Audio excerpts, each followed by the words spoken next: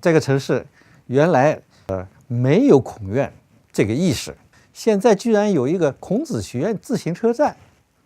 他为了方便我们孔院的学生、大学生上课，设立了一个自行车的自助租赁站，起名就是中国孔子学院。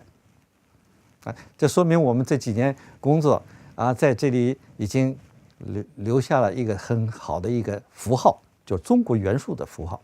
我们孔院现在呢，汉语班从1个班发展到今天，已经有15个汉语班，有初级、中级、高级，还有为研究生2年级开办的高级汉语班。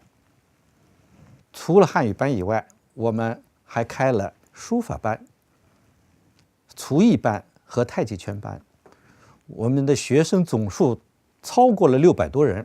La création remonte à 2007 et en fait pour moi c'est un petit peu plus tôt, c'est-à-dire c'était à l'occasion d'un séjour en Chine.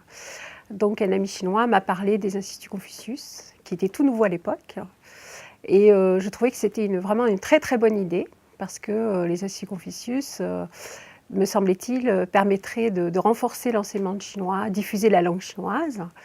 Et que cela nous permettrait d'avoir des moyens plus importants de diffusion et de toucher aussi un public beaucoup plus large que celui habituel des élèves, des étudiants. Et donc, en rentrant à l'université, j'ai parlé de ce projet à mes collègues, dont M. Lorangier, qui est maintenant notre doyen. Et donc, nous avons tous trouvé que c'était une bonne idée. Et donc, nous avons commencé nos démarches. À l'époque, je travaillais avec Martine Rebaud, qui est maître de conférence de chinois. Et nous avons déposé, c'est Martine qui a déposé le dossier de candidature pour ouvrir un institut Confucius à l'université de La Rochelle. Déjà à l'époque, on avait, dès le départ, contacté aussi les collectivités locales, la mairie et la communauté d'agglomération de La Rochelle.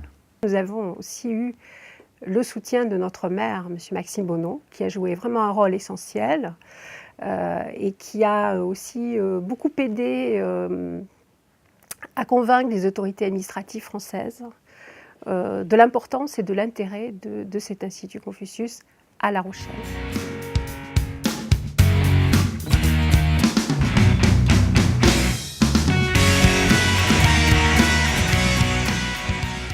Et vous, bonjour. Je me souviens de la création et je me souviens des conditions dans lesquelles cette création a eu lieu.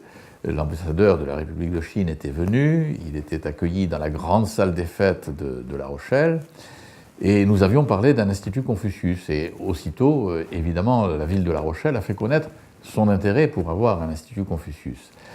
Nous en avons reparlé au sein de l'ambassade de Chine à Paris. Et voilà comment l'idée est née. Et très vite, après quelques contacts entre l'université de La Rochelle, la mairie de La Rochelle et l'ambassade, l'université a accueilli dans un premier temps l'Institut Confucius. Il nous semblait important que les enseignants de l'Institut Confucius se sentent bien à La Rochelle pour pouvoir aussi attirer les Rochelais. Et très vite, nous avons loué des appartements, d'abord un premier appartement, puis un deuxième appartement. Vous savez que La Rochelle est une ville où on circule beaucoup en vélo, puisque la ville est plate, donc nous avons mis à disposition des vélos, des véhicules électriques. C'était une des premières villes où les véhicules électriques se sont développés. Nous avons fait en sorte que les enseignants de l'Institut Confucius se sentent vraiment très vite rochelais. Et puis nous tenions beaucoup à ce que l'Institut s'installe, se développe, à ce que les Rochelais y aillent, ce qui fait que c'était le début des instituts Confucius en France. Aussi, nous sommes une ville moyenne, donc nous tenions beaucoup à avoir cet institut. Et je crois que les enseignants qui se sont succédés, ma foi, ont trouvé ici un accueil chaleureux. Nous devons nous poser des questions pour pouvoir agrandir bientôt l'Institut Confucius, parce que son succès fait qu'il faudra sans doute bientôt de nouvelles salles. Et aujourd'hui, l'Institut a vraiment trouvé sa place dans la ville. Donc nous devrons sur place, dans cet endroit près de la plage, trouver des salles nouvelles que l'Institut pourra utiliser. Et puis il y a aussi à La Rochelle ce que nous appelons le Centre Intermonde qui accueille des artistes du monde entier, et avec l'Institut, il y a là une belle possibilité de continuer cette coopération et de faire en sorte que l'Institut s'ouvre encore davantage aux Rochelais. Donc bientôt des nouveaux mètres carrés pour l'Institut et puis des nouvelles coopérations.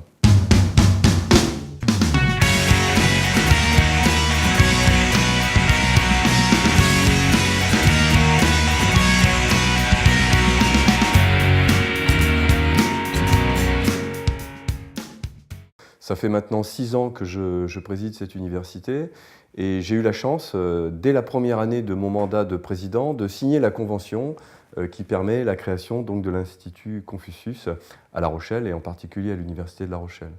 Alors, les raisons qui ont amené notre université à s'ouvrir sur l'idée d'installer un Institut Confucius, c'est tout simplement, d'abord notre université, c'est une jeune université qui a été créée en 1993 et dès le départ, nous sommes une petite université par la taille, donc nous avons à peu près un petit peu moins de 8000 étudiants et dès le départ, on a compris que si on voulait exister à un niveau important, il fallait s'orienter sur l'international.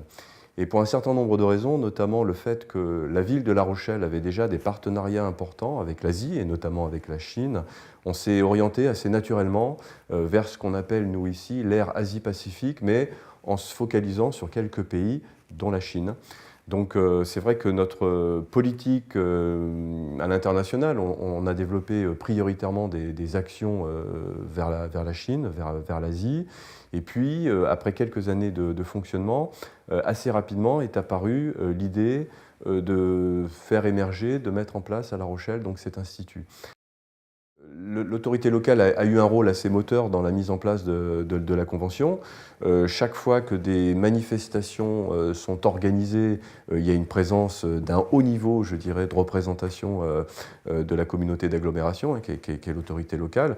Soit le maire de La Rochelle ou le président de la communauté vient lui-même, soit le plus souvent, c'est M. Groscola, qui est vice-président donc, de la communauté d'agglomération, en charge avec les relations internationales et tout particulièrement, donc, je dirais, avec la Chine qui est très très présent. Cette politique en faveur de l'Asie et particulièrement de la Chine, c'est un axe très structurant. Il suffit de regarder les statistiques de l'Université de La Rochelle. On a à peu près 1000 étudiants étrangers inscrits à l'Université de La Rochelle, donc 1000 sur 7500, c'est une proportion importante. Et je dirais que les étudiants chinois représentent la première nation des étudiants étrangers à l'Université de La Rochelle, avec un petit peu plus de 200 étudiants, entre 200 et 250 étudiants. Donc je dirais que structurellement, nous sommes appelés à continuer et à même à augmenter les relations avec la Chine. 中方和法方的合作是越来越好，我自己也感觉到，我们跟外方的院长和这个当地的市政府啊，不仅个人的关系非常好，我们的各方面的合作也非常好啊。这个而且呢，很多协会、文化组织都主动找上门来，要跟我们联合搞一些文化活动。这当初是不可以想象的，因为当初人家也不了解你，你孔子学院是干什么的？通过我们的努力，我们做了很多有益的工作，友好工作也好，文化活动也好。哎，牌子打出去了，人家了解我们了。现在好多文化团体都主动找上我们来。比方说今年春节，我们就到了一个养老院，去跟一些老人们一起过春节啊，包饺子，使他们感到浓浓的春节在他们身边。而且呢，我们去的同学也带了一些这个自编自演的小节目啊，作为慰问演出嘛，使他们特别高兴，特别欢迎。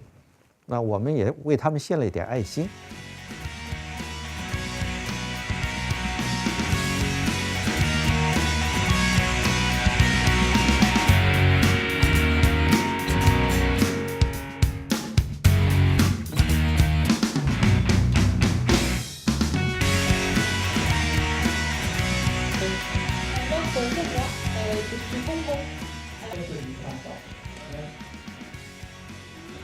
Et la couleur rouge.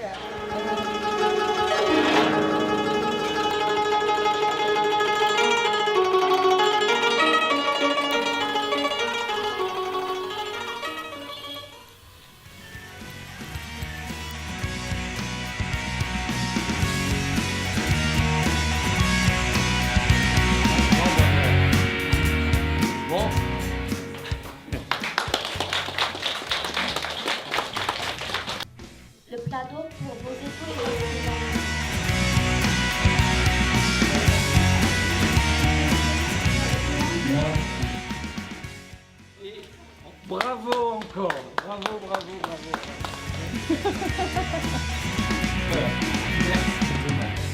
Les Français sont sensibles aux questions chinoises, à tous les sens du terme. Depuis longtemps, quand on regarde la presse, quand on regarde notre histoire commune, la Chine revient très souvent dans l'histoire française. Pourquoi? Je ne sais pas.